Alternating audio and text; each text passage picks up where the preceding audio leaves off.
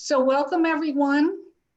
I'm June Blotnick, the Executive Director with Clean Air Carolina, and I want to welcome you to our Sustainable Development panel discussion. This event was originally scheduled for March 13th, right as our state was responding to the pandemic. If you registered for that event, we thank you for your patience and are so glad each of you are joining us today. For those of you who are not familiar with Clean Air Carolina, we are a nonprofit advocacy group started over 17 years ago in Charlotte to address our region's chronic air pollution problems. We're now a statewide organization advocating for the health of all North Carolinians by pursuing equitable and collaborative solutions that address climate change and air pollution. One of our contributions to the field of sustainable development is the creation of the Clean Construction Partnership, whose members currently include Atrium Health, Novant Health, UNC Charlotte, and East Carolina University.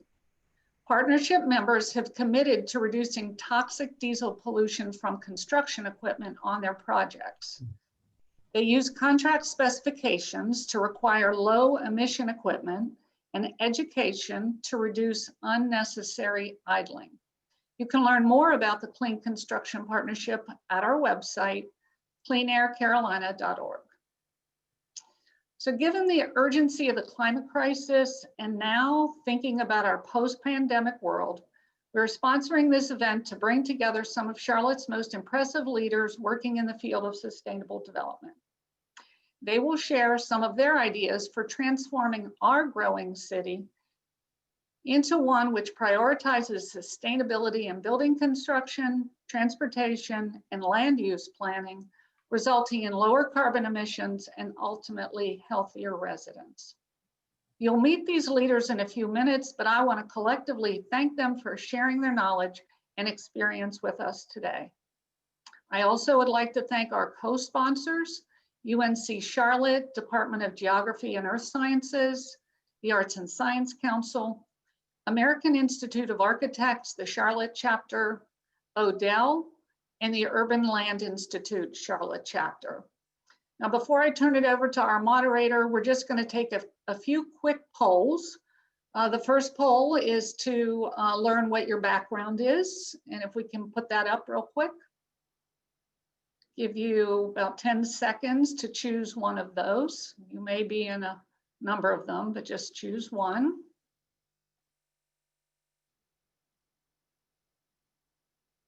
Okay, and we'll go ahead and submit those and see who we are. All right, so the top ones, we've got architects. No surprise there, landscape architects as well.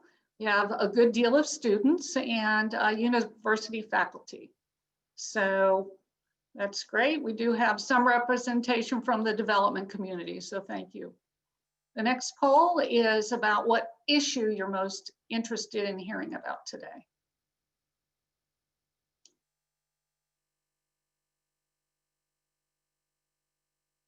And again, you can only pick one.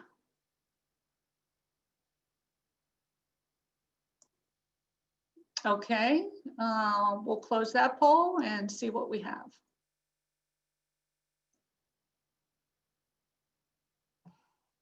All right, strong environmental justice, great. Renewable energy, decarbonization, buildings, energy efficiency, so those are the top ones. So thank you for that. And just a couple reminders. We encourage you to use the chat box for sharing resources or connecting to each other, but questions for panelists should be put in the Q&A box. And so also I wanted to let you know we are recording this and we can share that with you along with the slides. So I'll now turn it over to Allison Shockley. Allison is a board member for Clean Air Carolina and also an architect at Odell. So Allison, it's all yours.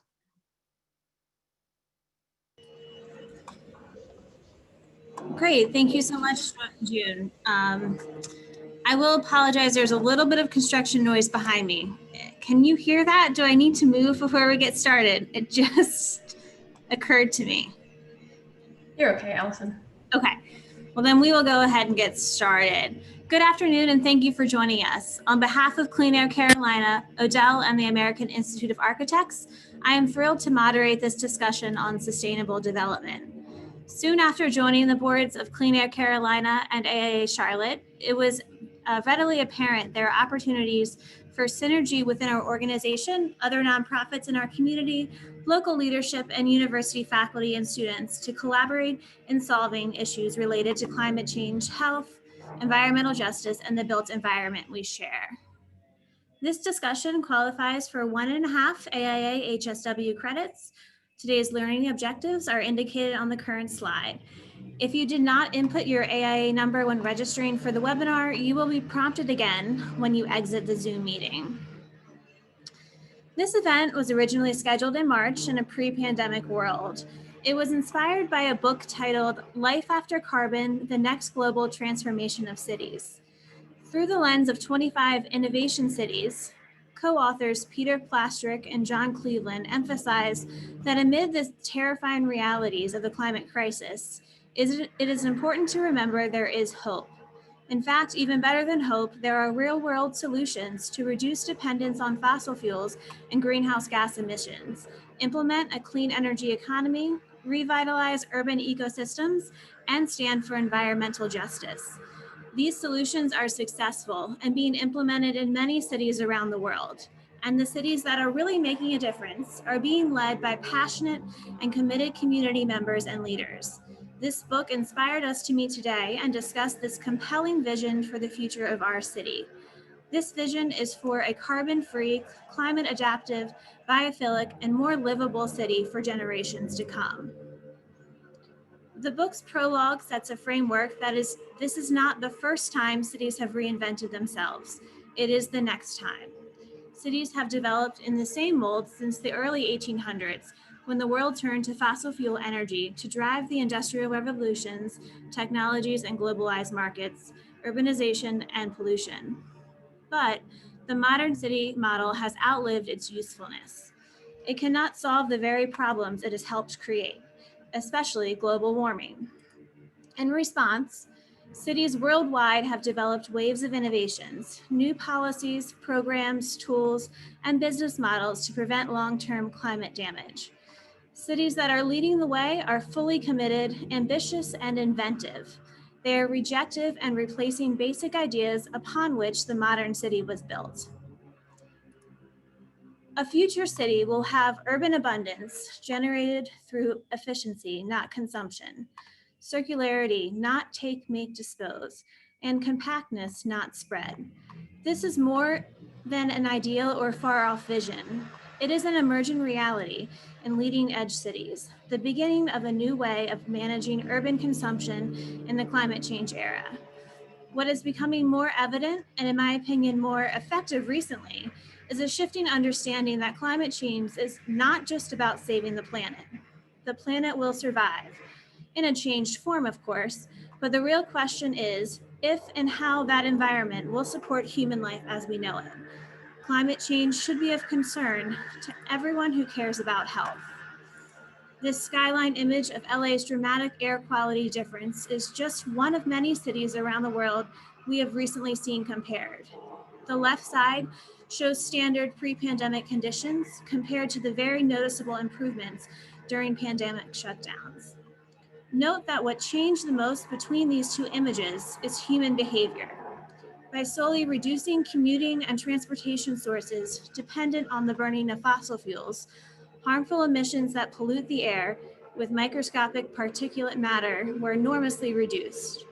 And the awareness of these non-visible pollutants that penetrate deep into our respiratory and circulatory systems, damaging our lungs, brain, and heart, is now perfectly clear. This proves that even with no impact to the built environment, not yet at least, our cities can be transformed into healthier communities. Imagine the health improvements if the co-benefits of an improved urban ecosystem renewable energy sources, and sustainable transportation options were also layered into the solution. Climate change is also about social justice. Many recent articles focus on the direct correlation between historically redlined communities and disproportionate health risks due to the proximity of industrialized zones and high traffic infrastructure. These lower income areas also have far fewer trees and green spaces, resulting in extreme heat island effect, with temperatures ranging from 5 to 20 degrees hotter in the summer than wealthier parts of the same city. These heat waves are also more dangerous when the air is more polluted, and there is no good access to healthcare or healthy food. These communities are also less resilient to destruction from ever-increasing natural weather disasters. And though we are too far down the road of destruction to try to solve climate change or turn back the clock on destroyed forests, extinct species, dead coral reefs, or melted glaciers, we can take innovative and collaborative steps to improve and choose the future of humanity. All over the world, millions of young people, inspired by Greta Thunberg's individual protest in front of the Swedish parliament, are engaging in civil disobedience to draw attention to necessary steps forward. This is an urgent matter, and they are demanding action, as their generations and others to come will be most impacted. They want to meet 2050 net zero goals and understand this is the critical decade. By 2030, we must reduce greenhouse gas emissions by at least 50%, then 75% by 2040 to meet this goal and safeguard humanity from the worst impacts. And in response to this urgency, as an architectural and planning community, we must understand that energy efficiency is only a piece of the larger puzzle. Embodied carbon will be responsible for almost half of the total new construction emissions between now and 2050. High performance buildings are addressing the operational carbon costs, but not the true life cycle impact of manufacturing, construction, material use, and end of life impacts. Not only are net zero benchmarks and embodied carbon analysis critical for new construction, but also in the evaluation of existing buildings and infrastructure. The American Geophysical Union recently renovated their headquarters in DC into a net zero building with careful team collaboration and innovation. Hickok Cole Architects and Interface Engineering describe the challenges and great successes of this project, focusing on a series of sustainable strategies that layered together achieved their net zero targets. Among others, this included an enhanced building envelope, a radiant ceiling cooling system, dynamic glazing, hydroponic photoremediation walls in every primary corridor, and an innovative municipal sewer heat exchange system.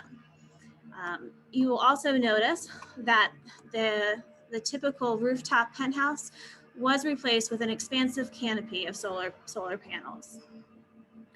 This holistic understanding and analysis of an existing building is not unlike the larger systematic and social approach that we will be discussing today with our panelists. Because in order to move towards a more livable city that is in harmony with nature, carbon-free, and climate adaptive, we must realize systematic change is also heavily tied to behavior. Our social and economic structures are a product of our behavior and will only be changed with leaders in our community, like the ones I am about to introduce, and an audience like you who will take the active steps and hold our communities accountable to meeting sustainable development goals. So let's get started with today's panel discussion. Joining us today from UNC Charlotte is Brooke Muller, the Dean of the College of Arts and Architecture. Prior to moving to Charlotte, Brooke was a professor and director of the University of Oregon Portland Architecture Program. His research and practice focuses on ecological processes and the design implications of resilient urban water systems. Also joining us from UNC Charlotte is Assistant Professor of Architecture, Liz McCormick. Liz completed her Master of Science in Building Technology from MIT and continues to research hot, humid climate zones, architectural innovation, and building enclosure technologies with UNC Charlotte's Integrated Design Research Lab. We are also joined by Jaiyeoba, the City of Charlotte's Director of Planning, Design, and Development, and Assistant City Manager. Taiwo has nearly 30 years of municipal, regional, and international experience leading planning and transportation initiatives to produce inclusive and accessible connections within communities. Brad Bartholomew is the CEO and Design Director of Odell and a LEED accredited architect. He approaches each project with enthusiasm to find the most efficient solution within a project's parameters, working from the urban scale to building and operational details. Shannon Binns is the founder and executive director of Sustain Charlotte. Prior to moving to Charlotte, Shannon worked at the Nature Conservancy in DC, where he was part of their climate change science and policy team. Sustain Charlotte is an integral nonprofit in Charlotte, advocating for safe and healthy communities, convenient and affordable transportation options, and smart growth within our city. So to get us started today, I'd like to ask each panelist, what are you working on in the field of development that most excites you? We will start off with a response from Brooke Muller. So my name is Brook. I'm obsessed with water. What can I say? There's a strong relationship between clean air and clean water, of course. But it's been completely neglected and marginalized in architectural practice. I was reading the accreditation standards for architecture, like what we determine will be the means by which professional architecture programs are accredited, and they never use the word water once. They use the word plumbing and moisture transfer, and it's just been entirely neglected. And my whole campaign is, if we front load water related concerns, we're going to deal with air quality concerns and a whole bunch of other things that we typically do not think about as part of the urban design and architectural design process. Great, and next up, Liz. Yes, hi everybody, thanks for coming. So I am an assistant professor, and one of my most exciting things that I'm working on right now is that all of my studios, all of my architecture design studios are net zero. For the past few years that I've been teaching, the agenda has always been to be net zero, because it's not just about efficiency anymore. We've already promised enough carbon to get us to that 1.5 to 2 degrees Celsius temperature change. So we have to be at zero. And you have to do that through low-tech, accessible solutions that are rapidly deployable and immediately have an impact on the people who need them most. Great. Taiwo. Hey, hi, thank you. So we're working on a number of things, everything focused around policies and regulations. One of them that you know very well is a comprehensive land use plan that we're working on. We have not had one like that since 1975. So it's a multi-generational plan that we're developing for Charlotte. And it's the Charlotte Future 2040. And then associated with that is a couple of other plans that we're working on as well: the Tree Canopy Action Plan, the Strategic Mobility Plan, and also, of course, at the end of the day, the Unified Development Ordinance, which is kind of a consolidated set of regulations and ordinances that will help us implement these plans. And Brad? Hello. So we're fortunate at Odell that our experts, planners, designers, architects, we get to work on net zero and sustainable developments, across the country, including internationally for that matter. But what I'm most excited about, and I think our team would tell you we're most excited about, is the ability to take that expertise and impact our community, where we live, where we work, where we play. And so there's a project that we're working on right now that I'm most excited about. It's called Queens Park.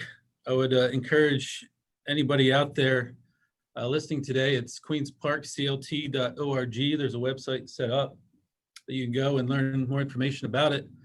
But what we're doing is focused on the large rail yard, Norfolk Southern Rail Yard on the north side of town. and transforming that into the largest park for Charlotte. And Charlotte ranks as of the largest 100 cities, around 95th or 96th. That's not very good in terms of our amount of green spaces that we have here.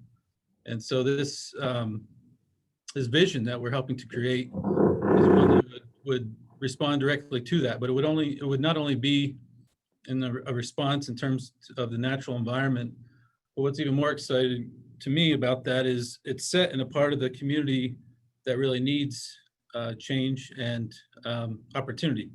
And so, you know, in addition to those 220 acres of green space, fresh air, water, all the things that are a part of that, there's also an opportunity to be a model for sustainable development in terms of buildings and construction.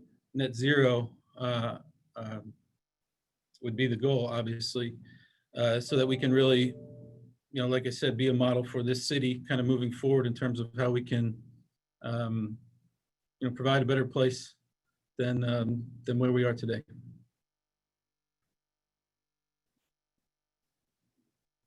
And Shannon. Hey everyone, thanks so much for taking some time to join us today. I'm also excited about Queen's Park that Brad mentioned. I'm also excited about the plans that Taiwo mentioned that the city's working on, the comprehensive plan and the strategic mobility plan. As far as what we are working on at Sustain Charlotte that I think I'm most excited about is the advocacy that we've been doing this year in close collaboration with Taiwo and his team to ensure that the strategic mobility plan has a very bold and future-thinking goal around dramatically increasing the percent of people in Charlotte who get to work by foot, by bike, by transit, in short, in some way other than driving alone, since most Charlotteans now get to work pre-pandemic, of course, by themselves in their car. So we're excited about the city's work to set a really ambitious goal to change the way we get around. And I can talk about that a little bit more later in the program.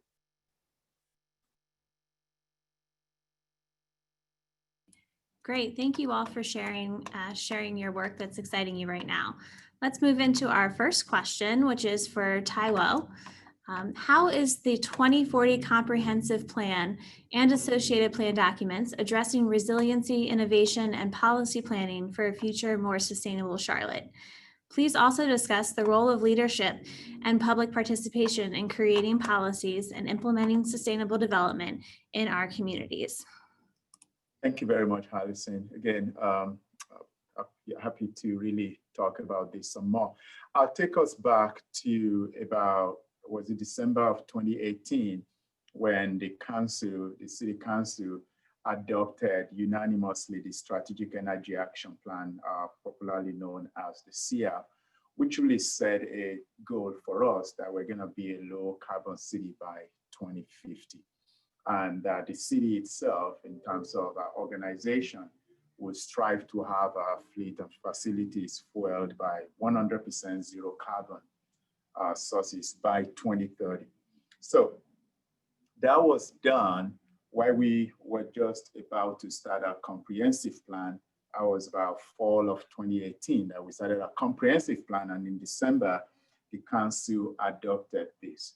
It was very important that we did not look at that comprehensive plan only from the lens of land use, but also the impact of land uses on the environment.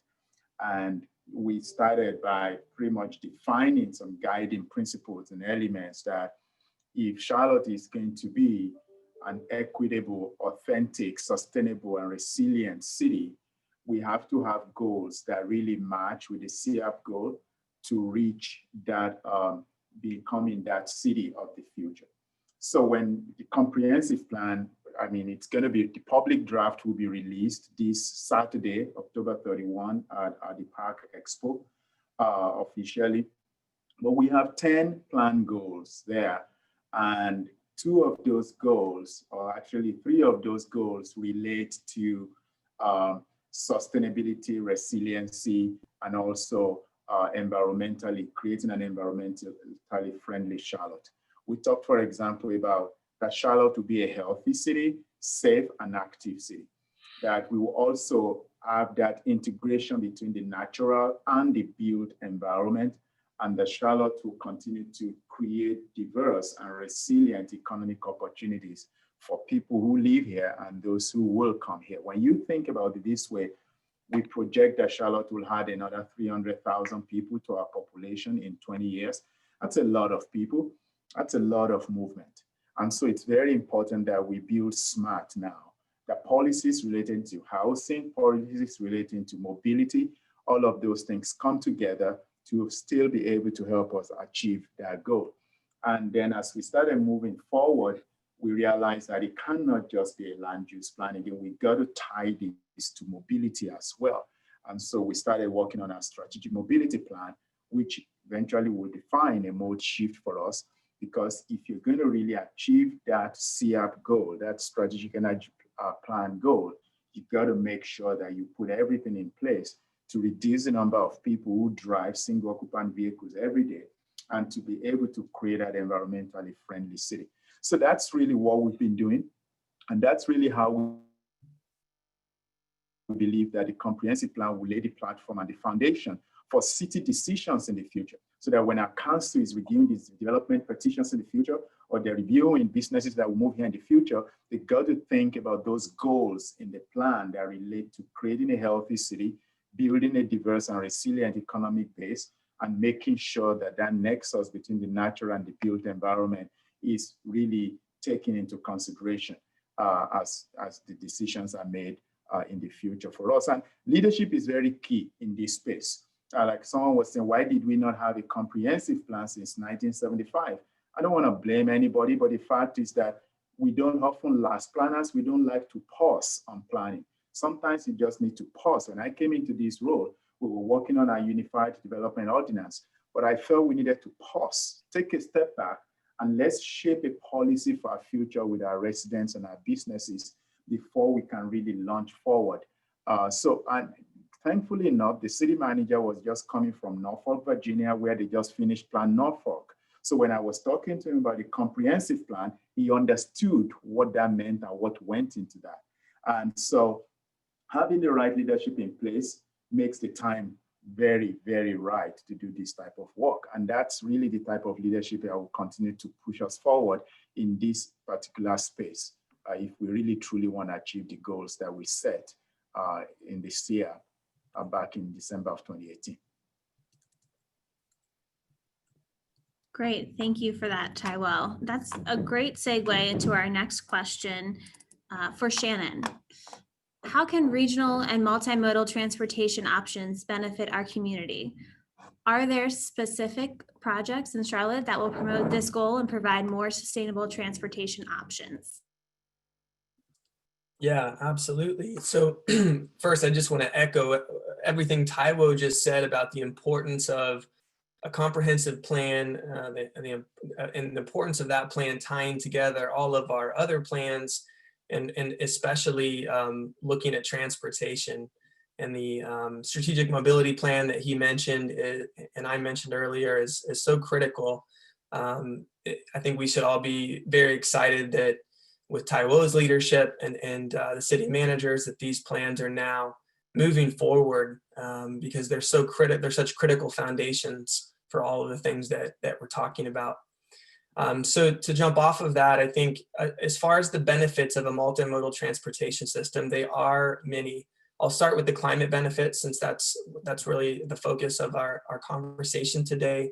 I think, one thing that I think few people understand or realize is that the transportation sector nationally here in the US now accounts for the largest share of carbon emissions or climate changing emissions. And also in North Carolina, the transportation sector accounts for more emissions, more carbon emissions than any other source. Here in Charlotte, it's number 2 behind buildings, but it still is 40% of our carbon emissions here in the city of Charlotte are due to the transportation sector. So clearly, given those facts, we cannot address the climate crisis without addressing the way that we get around, the way we get to the places that we need to go every day. So the climate benefits, I think, are obvious, and it's very simple. Cars are extremely polluting from a carbon perspective. Every car, well, I should say almost every car, the majority of cars on the road have a tailpipe, and they burn gas. And those are carbon emissions coming out of the tailpipe. So the more that we can give people other ways of getting around, other transportation choices, more opportunities to walk, to bike, to ride transit, the fewer carbon emissions that we're going to have. So climate impact is very severe and dramatic with respect to transportation choices. More broadly, talking about the environmental benefits, the main cause of air pollution generally, which is Clean Air Carolina's focus as well, is due to, again, to tailpipes of cars. That's the single largest source of air pollution in our county, Mecklenburg County, are cars, tailpipe emissions, particulate matter, often known as PM 2.5, ozone. Several air pollutants are largely due to cars. So we can also breathe healthier air by providing more transportation options that help people drive less. On a similar note, the health benefits are manifold. First of all, the more that we walk, that we bike and ride transit, the more we have the more active we are, the more physically active we are. Obviously, walking and biking are very physically intensive modes of travel, but even transit, the way most people get to a transit stop is by walking to that stop from their home or biking to that stop. So there's physical activity involved even in riding transit in a way that we don't get much exercise just walking to our driveway or to our garage to get into our car. So there's that health benefit of having other ways of getting around. I talked about the health benefit. I talked about the reduced air pollution. Obviously, air pollution has a severe impact on health, particularly those with compromised immune systems and respiratory problems, which are generally our younger and older population. So there's the air pollution benefits of getting people out of their cars more often. And, we saw this, we've seen this, as Allison mentioned earlier, with the images of LA before and after. Charlotte also saw a dramatic decrease in air pollution during the stay-at-home orders when our streets became nearly empty of cars. So we've always known theoretically that if we could get people out of their cars and driving less, we would improve air quality. We've seen that all around the world, including here in Charlotte firsthand in 2020. From an economic benefit perspective, obviously, if we can reduce travel time so people aren't stuck in their cars, stuck in traffic, which is a growing problem in Charlotte, they can spend that time doing more productive things. Sitting in a car is not good for our economy. It's not good for our pocketbooks. We're not making money. Our companies aren't generating revenues, and we're just spending money burning gas. So there's that obvious economic impact. But also cities that have multiple transportation options, especially transit, walkability, bikeability, are more attractive to the talented workers that we want in our city. Workers are more mobile than ever, especially highly educated workers. They choose where they want to live first, and then they often look for a job. So the more we provide transportation choices, the more attractive we are to well-educated, talented workers. And employers are increasingly choosing where to locate their headquarters and other offices based on transportation options that are available in that city. That was true of the famous Amazon HQ2. They really prioritized cities that had multiple ways for their employees to get around and ways for their goods to move as well. And then lastly, on the equity front, car ownership is very expensive. It's the most expensive mode of travel. And as a result, people of low to moderate income cannot simply afford the cost of owning, maintaining, insuring, repairing a car. So in Charlotte alone, 30% of Charlotteans don't own a car largely because of the cost of ownership. so we can really improve equitable access to jobs and education and other opportunities by giving people more ways of getting where they need to go. So if you're reliant on a bike or your own 2 feet or the transit system to getting where you need to go, and you can't safely walk and bike and transit's not convenient, you're very limited as to what jobs you can access. So reliable transportation that's convenient and affordable and accessible is extremely important from an equity standpoint, to make sure that people of low income have a way to get to economic opportunities as well. Very quickly on the second question, are there specific projects in Charlotte that will promote this goal, provide more sustainable transportation options? Absolutely. Again, the city not only has some great planning underway, but has a lot of great projects underway. One project that we're really excited about and have been advocating for this year are what are called bus-only lanes, or often bus and bike-only lanes. This is a very low-cost way to get buses moving faster and get them out of traffic, make buses more attractive than driving alone. We have a pilot bus and bike-only lane on Central Avenue right now that the city just began a pilot of within the last couple of weeks. So we're really excited about that. We see these types of bus bike only lanes are being rolled out in cities across the country and having very positive effects.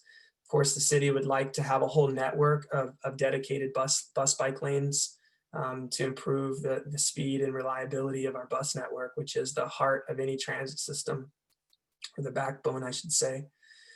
We also have plans to expand our rail network, our light rail network in particular, with plans to add a 26 or so mile silver line, which will be an east-west light rail line going from at least the airport, maybe further west, all the way into to Matthews and perhaps beyond.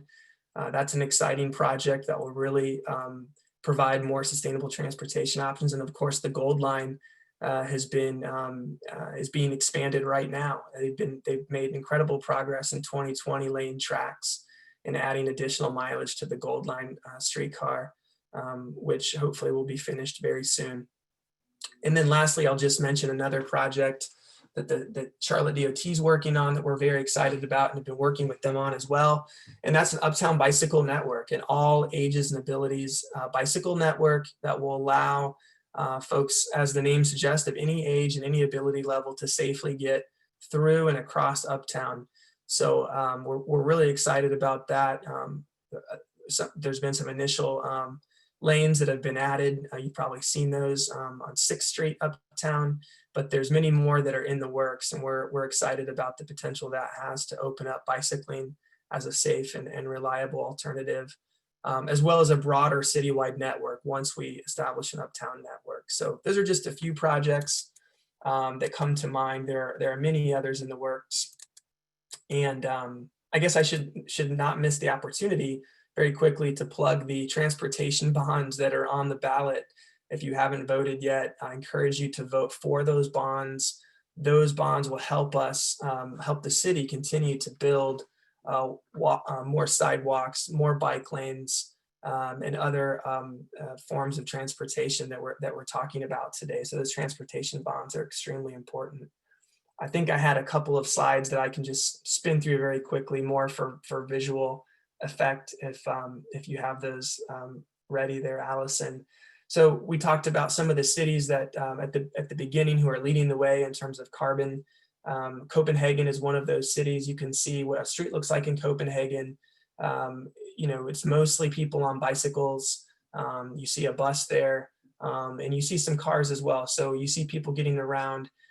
In this city, about half of their population gets to work on a bicycle, and that's because they've designed their city and their streets for bicycle safety. Go ahead, Allison.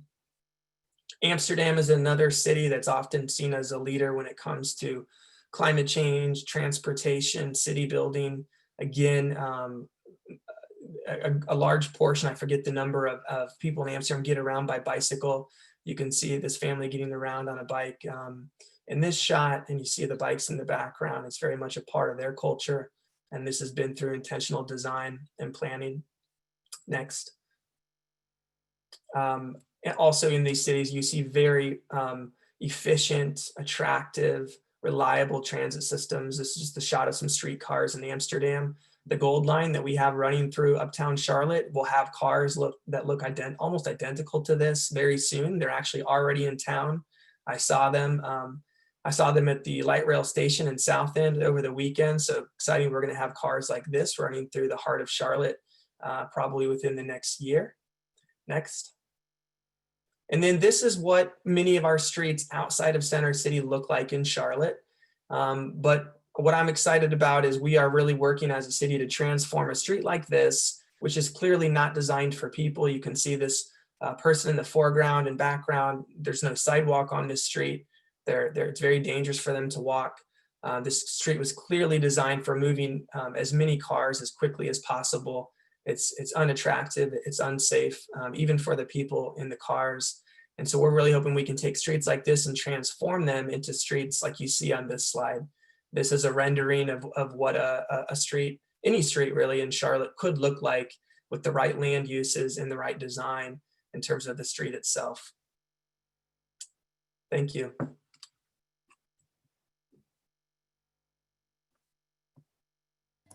Great. Thank you, Shannon. Moving on to Brooke, I have a question for you about restoring the urban ecosystem.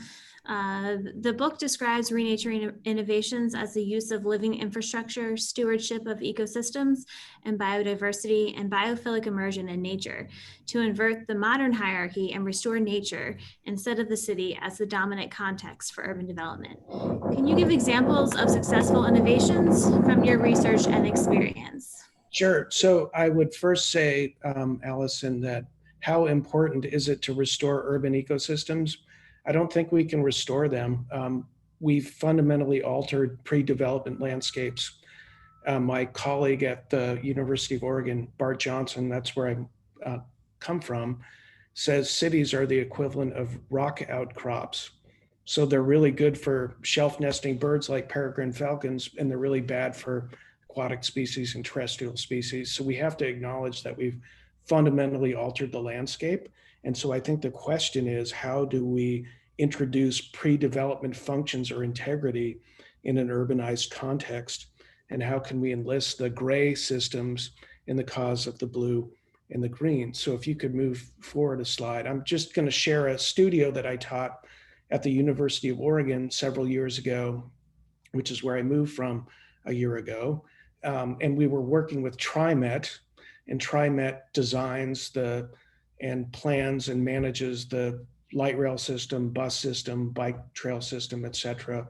And we asked them, hey, what do you wish you had time to deal with that you don't have time to deal with, that you know it's going to hit you really hard in 10 years? And they talked about the fact that they had acreages of impervious surfaces and buses on those surfaces, and motor oils accumulating on those surfaces, heavy metals, et cetera.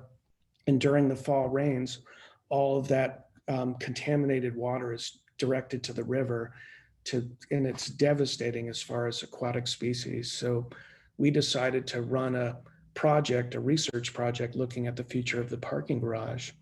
And in the early history of the parking garage, you would not only pay to park, but you would get an oil change and a car wash. And so we thought, let's revisit that more full service operation.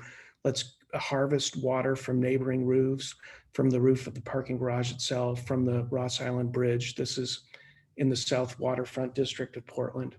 And we will give a car a bath while it's being parked, and aggressively step cleanse that water, and deliver that water to constructed wetlands that are part of the project development. So we worked with an urban ecologist named Mark Wilson, who actually sneaks into construction sites at night, and he does perk tests of soils where construction equipment is moved back and forth. And he calls the city that's actively trying to reintroduce wetland complexes along the Willamette River, and he says they've created the perfect subsurface characteristics for wetlands. So the idea that construction processes can be regenerative ecological processes is incredibly exciting to me. Next slide. And so in the Pacific Northwest, where I moved from, the springs are much drier than they have been in the past. There's less rainfall, hotter temperatures. And so the hydro periods, or basically the levels of wetlands, are much reduced compared to what they have been a couple decades ago. And as a function of that, the reproductive rates of macroinvertebrates like caddisflies and dragonflies is much reduced. And macroinvertebrates are a huge part of the food chain for fish and bird species. So this is a big problem. Next slide.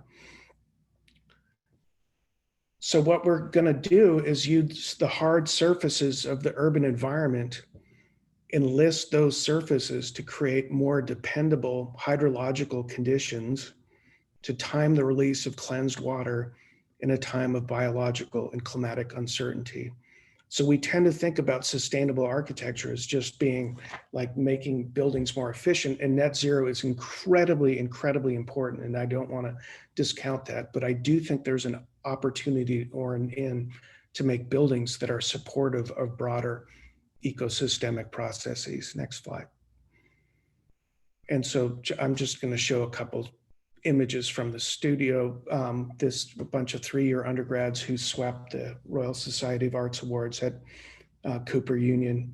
Next slide. They won the award for the Interior Design Award, which I love because it's a parking garage. And it's basically this idea of these prosthetic devices that you would attach to buildings to treat water before it enters urban waterways. Next slide. And there are huge relationships between air quality and water quality, of course, thinking about Clean Air Carolina and the incredibly important work that you do. And so they were thinking that if we replicate this system along the riverway, we can, and it's like this vertically oriented system because real estate is extremely limited, we can actually recreate, in effect, the functional integrity of watersheds in an urbanized context, even though we don't have the same space to be able to utilize that was available formerly. Next slide. And so one last project, this is a mechanical lift parking garage. You get out of your car gets a bath, it gets hoisted to a drying rack. The contaminated water gets led along a south facade to grow algae. Algae grows the water. Next slide. So the algae cleans the water, it gets delivered to the wetlands. Then that algae is used to produce biofuels. So the motorcycle is part of the hydrological cycle. And then that water ultimately is delivered in a cleansed state to the riverway. And so this is a function of working with ecologists and hydrologists and architects and really thinking in systems fundamentally. And it might seem completely crazy, but they built the first habitat-based parking garage in Milwaukee, Oregon, at the terminus of the Orange Line as a function of this studio. And there are firms like Hyphy Design Laboratory in Oakland and Raina Creek Living Architecture in Carmel Valley, California, that are actually doing this work. And so can we think about urban development as a set of systems embedded in larger systems where the building systems are actually contributing to broader ecosystemic processes is the point I want to make. And that's it. Thank you.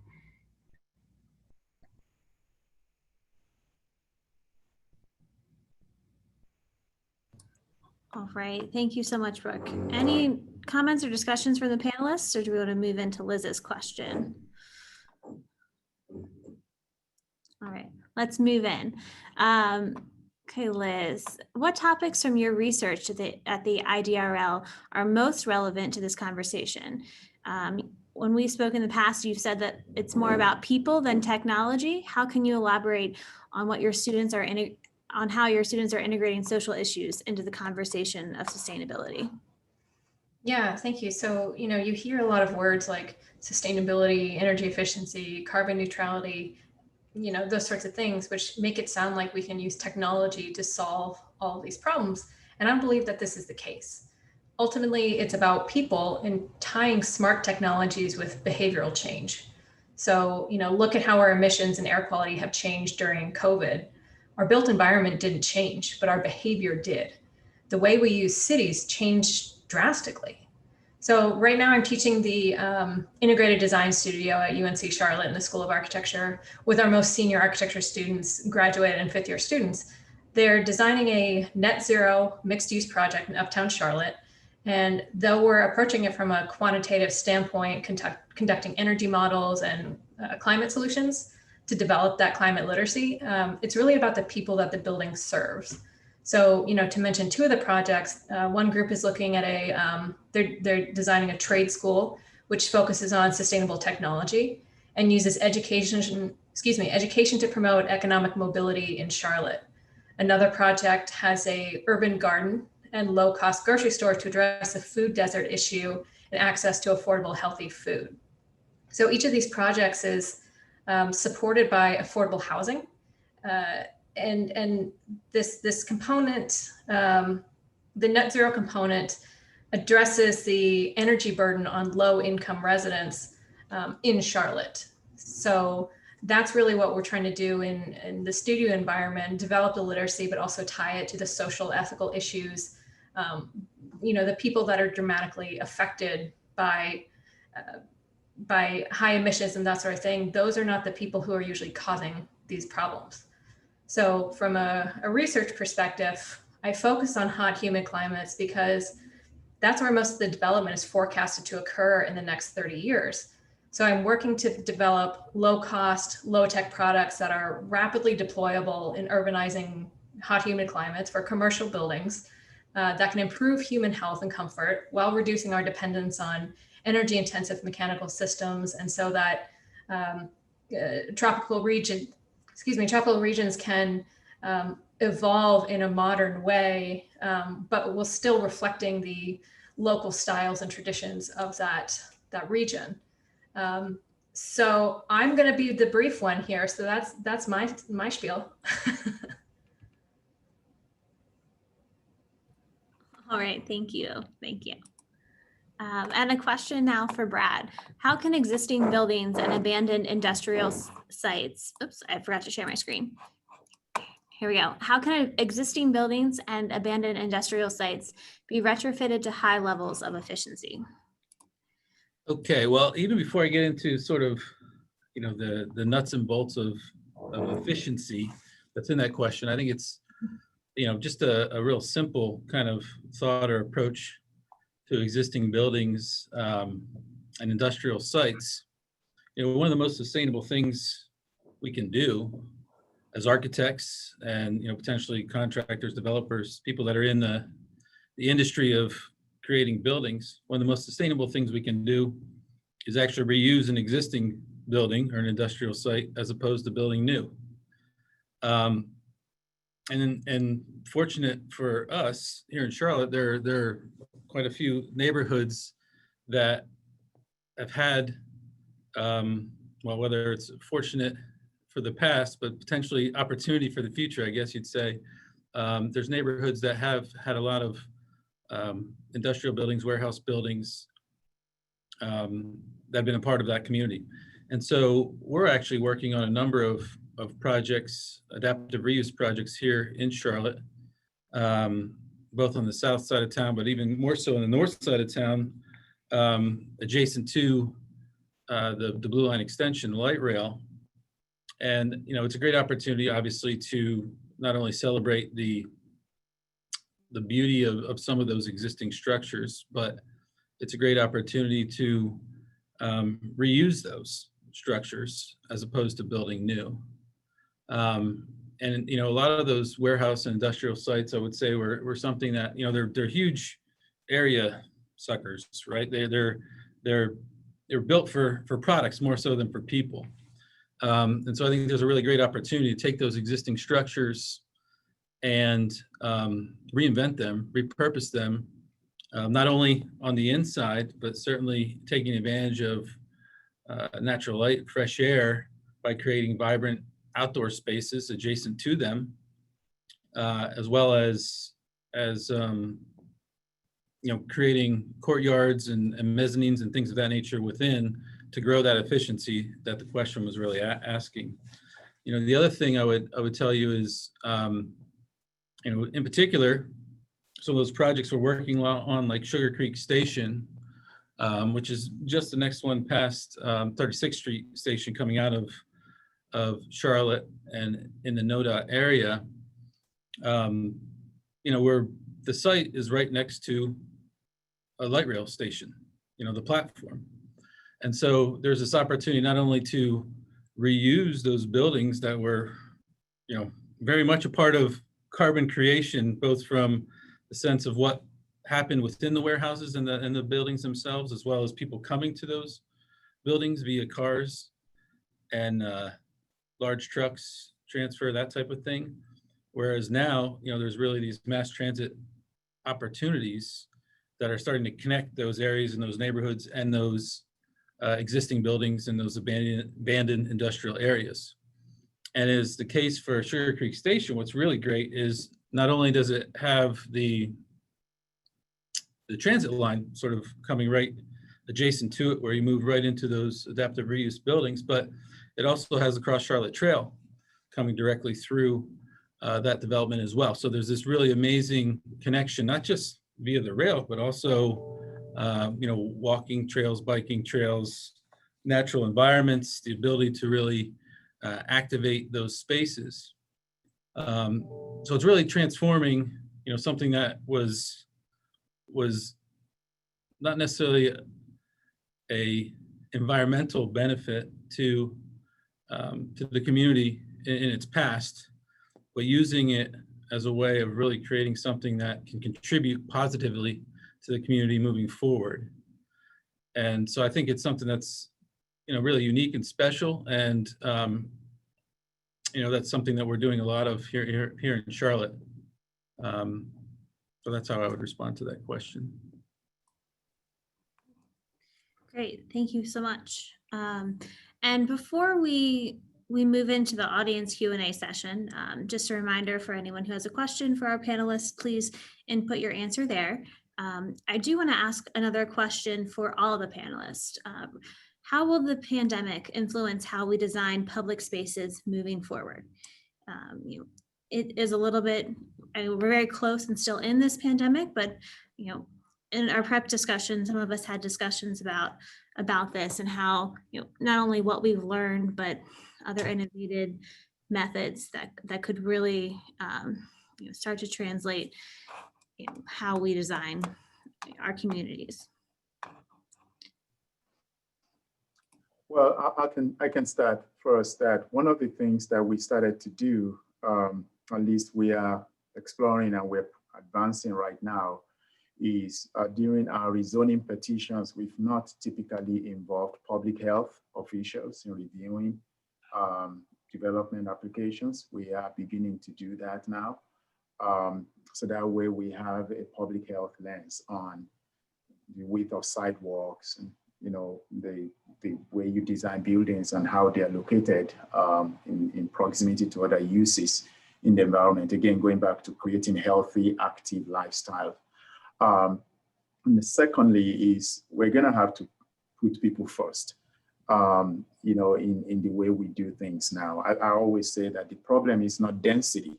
One of the things that we have found about the coronavirus is that some of the densest cities in the world have not really necessarily have the higher rate of infections compared to overcrowded cities. And so it's just a distinction that has to be made between density and overcrowding, and being able to say that it's really about designing for people, not in an overcrowded environment. And so we're framing policies in the comprehensive plan now that will actually also address those. But here we are in this space right now, and it's very important that as we go forward, when we do anything that we do, it's got to be about people rather than about the automobile. I mean, I drive on Providence, I drive on 74, I drive on Central. The volume of traffic has gone substantially down. And we don't know when that will eventually ramp up back to what it used to be. Can we take advantage of some things right now and really make sure that people still using these places in the absence of cars? And how can we continue to make that permanent as we go into the future? So I think that will alter the way we do things. And So REI built this mega corporate center just outside of Seattle. And upon its completion, they sold it because they realized that that's not the way that they're going to conduct business moving forward into the future. And so they're going to have these clusters. Sorry to use the term cluster, but they're going to have these clusters of workspaces, and they're going to allow people to work at home in ways that they never even imagined before. So I do think there are huge architectural and urban design implications of what we're experiencing right now, that it will be long lasting. Absolutely. The only thing I'd add to that, since the question specifically mentioned public spaces, I think another interesting fact that everybody should keep in mind is that our largest public space in Charlotte, and likely every city in the country, are our streets. Those are owned by the public, and that's the largest public land. However, we've largely turned our streets over for one purpose, which is, again, is moving cars. And what we've seen during the pandemic, especially during the stay at home, is people flooding these streets on their bicycles, on foot, and not, in many cases, feeling safe to do it because those public spaces were not designed for them. It was designed for cars. So I think an exciting movement we've seen change because of the pandemic around this designing this public space we call streets is the move in Charlotte is called the Shared Streets Program. It has other names in other cities, but the Shared Streets Program here is actually closing streets to through traffic, local traffic only, to provide more public space for people to safely walk and bike. So Taiwo has been very involved in that program, can talk in more detail about it, but there's been 9 or 12 streets segments that have been closed so far, Taiwo, to through traffic to provide more public space. 9. Yeah. 9 so far. We at Sustain Charlotte would like to see a lot more of those, and I'm sure Taiwo would too. It's not without controversy, of course, because we've designed our largest public space for cars for many decades now. There's a lot of resistance to reallocating this public space for other uses and other modes. But I think we are seeing that shift because of the pandemic in many cities, including Charlotte. But there's so much more we could do. And there is, I think, a growing demand for that because of the pandemic. And of course, park space too. I mean, park space is what people think of when they think of public space. And as Brad mentioned earlier, when it comes to parks, Charlotte is literally at the bottom of the list for the 100 largest metropolitan cities. So we need to prioritize public parks. Pre-pandemic, we were selling public land for development. Marshall Park in downtown Charlotte was sold by the county to a developer, and there's going to be a much smaller park replacing Marshall Park. So we have to do less of that, and we have to do a lot more set aside of public space for parks, and to the extent we can, with regulation, require more space when development occurs. Thank you. Absolutely.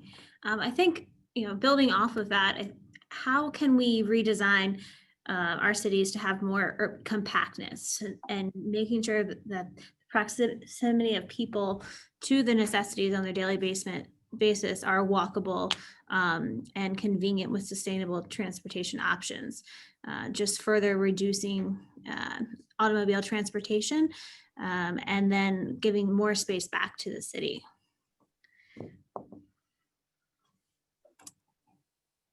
Taiwo, you want me to jump in, or you want to take this one first? Yeah, I can take this first. I forgot who mentioned, I think it was you, Shannon, about the tree canopy and equity and temperature rise in certain of our communities. One of the things that we're doing I didn't mention that at the beginning. Right now is we are actually looking at our tree canopy, and we're developing an action plan for our tree canopy. And part of what we found out with the help of UNC Charlotte is to, I wish I could share this screen with you. Let's see if I can. I should be able to. Okay, is this one here. That really, shows you the temperature differences in historically redlined communities. You can just see that. And that's right here in Charlotte. And so we see when we talk a lot about losing trees, not every community is losing them at the same time. The impact is often felt, for example, especially in the crescent. And then we have the high, rise in temperature in that area as well. And that's really much more in Charlotte overall than the national average, but especially in the crescent.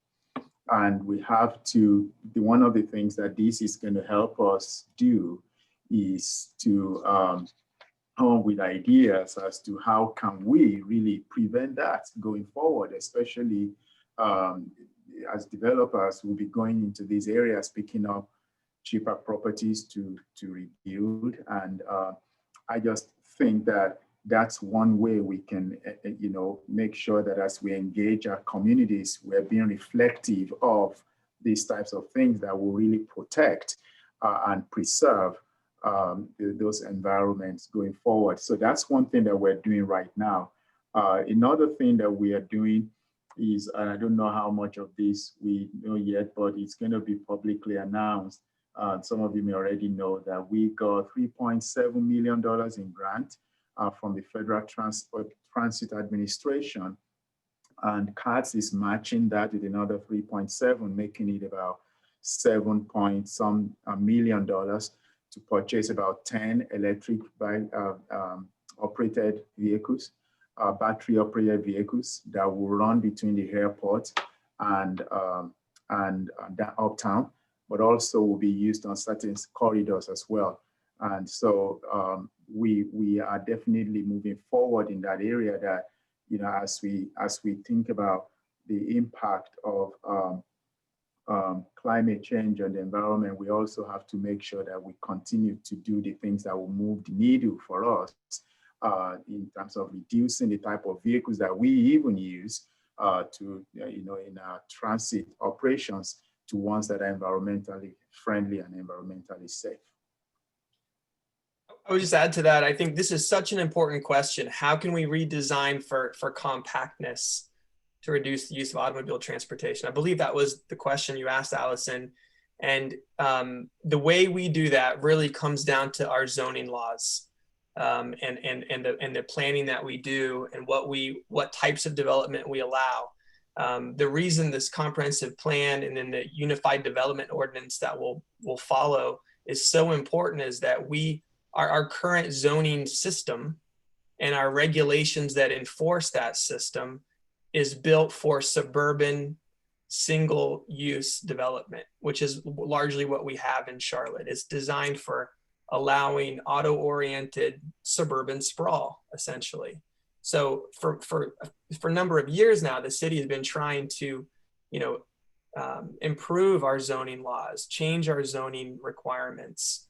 We now have a very I would say, arguably one of the best transit-oriented development zoning laws in the country that regulates the land use, the development that occurs near our transit stations, our rapid transit stations like the Blue Line stations.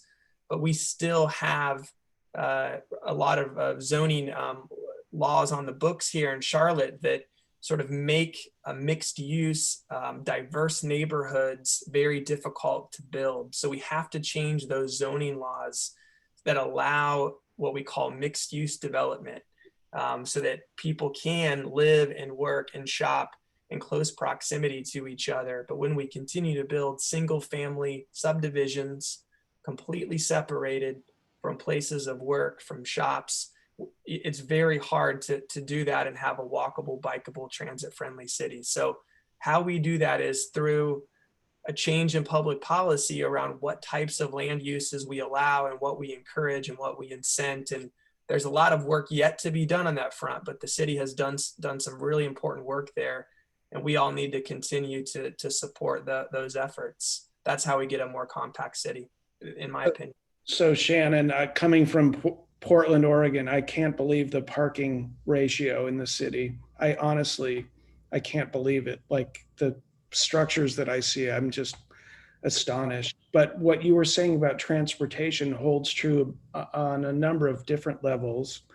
So again, coming from Oregon, the Oregon Department of the DEQ, the Environmental Quality Department, is requiring more on-site management of stormwater to prevent flooding downstream and poor quality impacts downstream. At the same time, the city of Portland is demanding more compact development. So there's this conflict between more impervious surfaces and more compact development and more porosity. And that's a three-dimensional puzzle. And that's where I get really excited. I mean, it's a huge challenge, but I think like designers have given up on infrastructure planning, and it's time to step up, because that's a design problem fundamentally that we can help cities solve. So it's really about getting stacked value, more function in denser space in an urban context. And we're expecting more of our urban space in terms of water, in terms of air, in terms of transportation, in terms of so many things. And so how do we put this puzzle together? I think it's a huge opportunity. Brought up parking. It is really obscene when you see the size of the parking decks that are being built today in Charlotte. In many cases, the parking deck itself has a larger footprint, or as large of a footprint as the building. Yep. So your point about porosity, where is stormwater going to go? Well, if we didn't require or allow, in many cases, so much parking to be built, these massive decks that really look like medieval fortresses. Yes, they do. This is consuming enormous amounts of urban land. So that's where these alternative transportation modes are so critical, because the thought is, well, we need to build these massive parking decks because everybody's going to drive to the building. So we have to remove that barrier by giving people other ways of getting to the building, so that they don't have to devote 50% or more of the land to non-porous concrete, monstrosities, which unfortunately we're still building with almost every building in Charlotte, as you mentioned. We do have a few questions in our Q&A box, so I want to make sure we get to those. And one of those was talking about a lot of kind of the layering, that three-dimensionality you were just referring to, Brooke. It's Choli asks, what's the biggest opportunity for Charlotte in regards to water and hydrology? You started to answer that. I didn't know if you have any other thoughts. Well, I want to turn it over to Liz a little bit, because I don't know how water fits into the equation of your research, but passive design in a hot, humid climate is a really important conversation to have. But I just think there's enormous opportunities. Like I know NOAA Fisheries in Seattle is doing the research on stormwater and green infrastructure. So green roofs, inflow planters, rain gardens, and the like, bioswales. And it's incredible what the difference is between engaging in green infrastructure and not, in terms of the impacts on salmonid species like Chinook and coho salmon, and trying to make their way up to their historic tributaries to spawn. It's like you go from 100% die-off of pregnant coho salmon to a 0% die-off if we engage in the proper green infrastructure planning. It's radical. And so I think there's a huge opportunity to really be thinking about the urban pipe shed, like thinking about the urban environment as a morphology of rock outcrops, like I said, where trees make a big difference, where biofiltration makes a huge difference. So I think that's a huge part of the future of thinking about the relationship between urban environments and aquatic habitat, absolutely. But again, Liz, I want to hand it over to you, and maybe I put you on the spot. Well, yeah, water infrastructure is not my strong suit, but I will say, you know, coming here from New Orleans, which is where I located from last year, there is a big shift. You know, we talked about zoning. Now we're talking about water infrastructure. A lot of that is legislative and it's infrastructure. But ultimately, and you know, I feel like I'm repeating myself, it's really about the people, and it's a cultural change. So something that we experienced in New Orleans and the city is going through is that there's a real trauma associated with water and flooding, that sort of thing. And I think one of the results of COVID, there will be some sort of trauma. We don't quite know what that will mean for us in our cities and our buildings yet. But when it comes to water, the older strategy was to, you know, the city will deal with it. You get it off your site as quickly as possible. That's what people want. They don't want water on their site. But now I think we're all kind of realizing each site, every person, every community has a role in managing water and managing energy and managing all of these different things. So the strategy now is to store water on site. So it's not overbearing the infrastructure systems. And that's a huge cultural shift. I think that a lot of people are not recognizing because of that trauma associated with excess water. Thank you. Another question we have is related to adaptive reuse projects. Specifically, they're asking what are some of the limitations you run into when trying to repurpose and revision these projects, and how can we avoid losing what makes a building special while still creating environmentally conscious spaces? I'll take a stab at this one. So I think, you know, in terms of the adaptive reuse of a old warehouse or, you know, some sort of industrial use, or even, you know, a building that has some historical significance, I think it's our job really to best understand kind of what is unique and special about any of those buildings I just mentioned, and then use that as a way to bring forth sort of a story about the history of that space.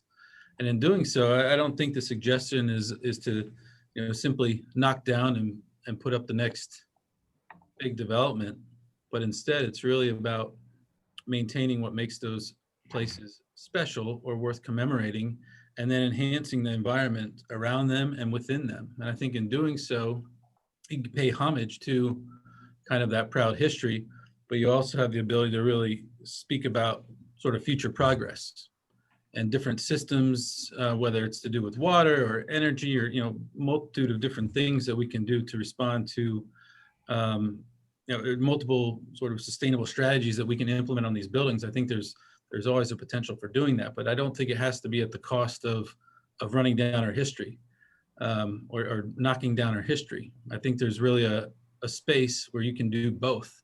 And I think that's what Charlotte has to be better about, not just knocking over its history, but really celebrating its history, but at the same time, also celebrating the future progress we have just in terms of sustainability and the natural environment. Thank you. We have another question from an audience member that lives in the Metropolitan Complex in Midtown, and she says that she overlooks a flattish white roof over a car garage that faces north and west. How can she go about finding someone who could analyze the possibility of transforming this rooftop into something more environmentally friendly? She has a vision for a green roof with plants and trees, or a community garden with water retention. She wants to know a little bit more information from someone with experience in this area to see if it's feasible. So I lived in Stuttgart, Germany for 4 years in practice, and they passed a law because it's in a bowl. There's like hills surrounding the downtown, that all new building projects need to have green roofs so you could look down upon something more attractive. So I might look at that, but follow the work of Dusty Gedge, who's the green roof guru of Europe. He's based in London, and he might have some insights as to how you might make that transformation occur. I had a tour of London on green roofs. That was the best urban tour I've ever had in my life, to be honest with you. And so he saw that ground nesting birds were disappearing in the London metropolitan area. And so he thought if he planted the proper plant communities on roofs, he could reintroduce those ground nesting birds, and they've come back. It's really amazing. So gather your resources and make the argument is what I would say. And then find out what all of the benefits are associated with making that transformation and make that argument. But I think it's a fantastic idea. Yeah, Deb Ryan just threw in the chat that the Metropolitan was just sold to new owners this week. So she suggests you contact them. Thank you, Deb, for that. Let's see, we have time for one more question probably. Let's see, general comment from Beckham about implementing sustainable strategies in North Carolina. How can we as designers influence the industry, specifically codes, to match other progressive cities? Without those requirements, many items can be targeted as immediate value engineering due to high initial costs, even though the long-term benefit outweighs the initial investment.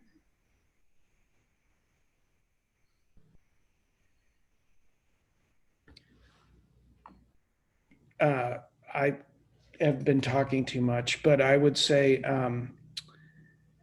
in my own area, water. So the first generation of sustainable architecture really focused on energy for all of the right reasons. Like we need to approach net zero, and we can do that with just a little bit more upfront construction costs. EHDD, a firm in San Francisco, is doing net zero energy projects that are really complicated, that are 2% more in upfront construction costs than conventional construction. My own opinion, maybe this is my experience in the American West, is the economics of water are changing really dramatically, and it's going to drive a set of innovations. And so there's a nonprofit based in Portland called Recode, and they basically match here's a variety of available supplies to the demands, and they're trying to like map, nope, that's not permissible, that's permissible, that's not permissible, and just map the regulatory environment to see what could be possible in terms of driving innovation with respect to water in the built environment as just one narrow subset of a larger, but just really understanding the regulatory code, understanding that it's more flexible than we think about it typically. Like we assume that it's fixed, but it's usually not. It's usually interpretable. And if we have people as designers that we're working with that are aware of the regulatory context within which we work, I think that's a mechanism by which we can really drive some serious innovation. So as we've also, thank you, Brooke, as we've also been revising and developing a unified development ordinance, we have a group called Ordinance Advisory Committee, and it's made up of a number of designers in our city as well, who are very innovative in their thinking, not only looking at what we do statewide, but also what other cities are doing across the country, and how we can use that as a way to push legislative changes that will allow us to be able to do some of those things here in Charlotte. As a matter of fact, next week, I will be meeting with the planning directors of the 5 largest cities in the state, together with the UNC, with the School of Government. And part of that is that very subject. How can we, as the 5 largest cities in the state, push a unified agenda at the legislative level, and what should that agenda look like? And one of those items is this very topic of the restrictions we are having at the state level with regards to a lot of regulations and ordinances that we can't even do today. But if we, as the 5 largest cities, put our voices together and we get our council to go along with us, we might be able to move some needles on that. We think we have a really good opportunity with our UDO being developed right now to have that conversation.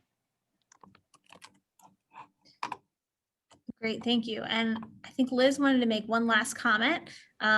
There are still a few questions in the chat box. We'll make sure to contact you and get the answers to you at a later date.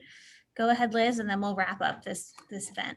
Yeah, thanks, Allison. I was kind of waiting for a moment to make a larger comment. I think one thing that I'm hoping has a lasting impact after COVID is, Shannon talked about it in terms of streets and parks and that sort of thing.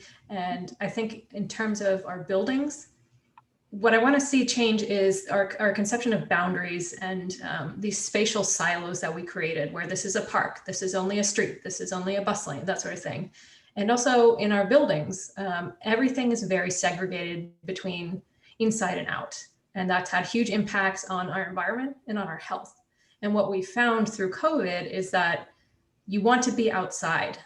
You want to you have that fresh air, that sort of space. So I really hope that has a lasting impact on our buildings, that it's not just this thin line between inside and out, a fence between a park and a street, that things start to blur a lot more in our cities. Great. I think that's a great way to end our discussion. I do want to let everyone know this recording will be available on Clean Air Carolina's website, and we will also email out the PDF to all of our listeners today. That will include a few links and community resources, as well as a few upcoming events. Clean Air Carolina has a State of the Climate event coming up in November. It is a virtual event, and their AIA Asheville is also partnering for a Climate Adaptive Symposium on November 6th. And a reminder to AIA Charlotte members that the November business meeting will be featuring Ed Mesria, the founder of Architecture 2030. We also have this resource here, about a report about driving down emissions. It's a great read. Please take the time to look that over. And I think June wanted to say a quick goodbye. Let me give her back the mic.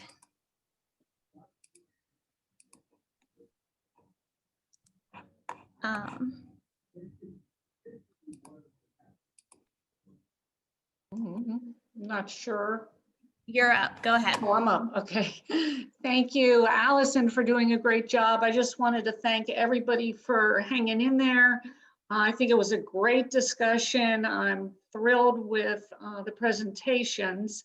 And so I just want to thank all the panelists, our co-sponsors again, and all of you. So let's keep this conversation going. Clean Air Carolina is happy to host another one, but we just need to do it. I've been in the city 35 years and seen a lot of changes, but we got a lot more to do. So thank all of you, and enjoy your evening. Thank you, June, and Clean Air Carolina. Thanks, everybody.